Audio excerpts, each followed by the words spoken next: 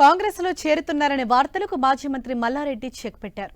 తాను బీఆర్ఎస్ ను వీడనని స్పష్టం చేశారు. కాంగ్రెస్ లో చేరుతున్నారనే వార్తల నేపథ్యంలో బీఆర్ఎస్ అధినేత కేసీఆర్ మల్లారెడ్డిని పిలిపించుకుని మాట్లాడారు. కేసీఆర్ తో మాట్లాడిన మల్లారెడ్డి మల్కాజ్గిరి ఎంపీ సీటును ఆశించడం లేదని చెప్పారు.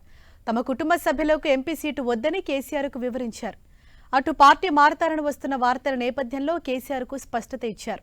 తాను పార్టీ మారటం లేదని చెప్పారు.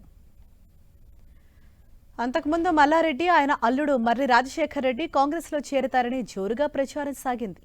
నిన్న రాజశేఖర్ రెడ్డి విద్యా సంస్థల్లో కూల్చివేతలు ప్రారంభం కావడంతో అప్రమత్తమైన మల్లారెడ్డి సీఎం సలహాదారు వేం నరేందర్ రెడ్డితో భేటీ అయ్యారు. దీంతో వారు త్వరలోనే కాంగ్రెస్ గూటికి చేరనున్నట్లు ప్రచారం జరిగింది. త్వరలోనే వీరు కాంగ్రెస్ గూటికి చేరతారని అంతా అనుకున్నారు. అయితే ఉన్నపలంగా కేసీఆర్ మల్లారెడ్డిని పిలిపించుకొని మాట్లాడారు. పార్టీ మారనని కేసీఆర్ కు స్పష్టం చేశారు మల్లారెడ్డి.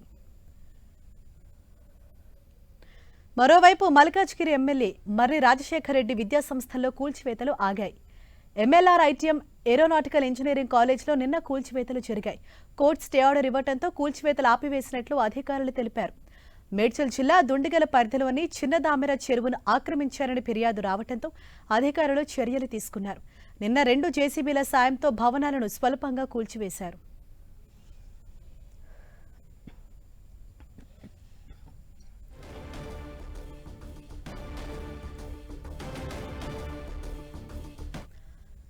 ఇదే విషయంపై మరింత సమాచారంతో మా ఇన్పుట్ ఎడిటర్ కళ్యాణ్ మనకు అందుబాటులో ఉన్నారు. కళ్యాణ్, ఏదైతే మాజీ మంత్రి మల్లారెడ్డి ఆయన అల్లుడు ఇద్దరు కూడా కాంగ్రెస్ లో చేరుతారు, ఇంకా దాదాపు కన్ఫర్మ్ అయిపోయినట్లే అని చాలా వార్తలు వచ్చిన నేపథ్యంలో ఇప్పుడు కేసీఆర్ తో మాట్లాడిన తర్వాత పార్టీ మారట్లేదు అని ఆయన స్పష్టం చేశారు. సో ఓవరాల్ గా ఏ విధంగా చూడాలి?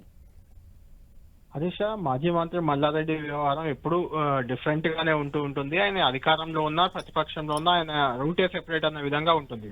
నిన్న ఆయన అల్లుడు రాజశేఖర్ రెడ్డికి సంబంధించిన కళాశాలలో కొంత కూల్చివేతలు చేశారు ప్రభుత్వం. చెరువు శిఖం భూముల్లో నిర్మాణాలు చేశారని చెప్తూ రాజశేఖర్ రెడ్డి భూములను, బిల్డింగ్లను, ఇంజనీరింగ్ కాలేజీకి సంబంధించిన బిల్డింగ్లను కూడా జేసీబీలతో కూల్చిన పరిస్థితి.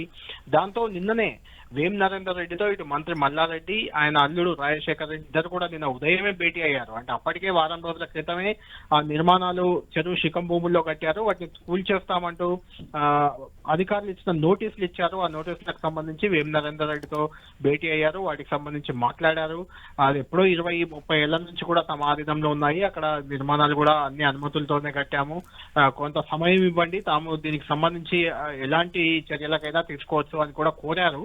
అయితే వేం నరేందర్ రెడ్డి దానిపై పెద్దగా రియాక్ట్ కాలేదు. ఈ విషయం నాకు సంబంధించిన అంశం కాదు, నేనేం చేయలేనని కూడా చెప్పారు. ఆ సందర్భంగానే వీళ్ళిద్దరు కూడా కాంగ్రెస్ లోకి వెళ్ళడానికి కూడా కొంత సుముఖత వ్యక్తం చేసినట్లు ప్రచారం అయితే జరిగింది.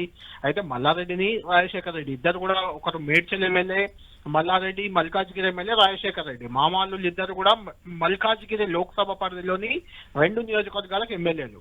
కాబట్టి లోక్సభ ఎన్నికల్లో ఖచ్చితంగా వీళ్ళిద్దరి ప్రభావం ఉండబోతుంది.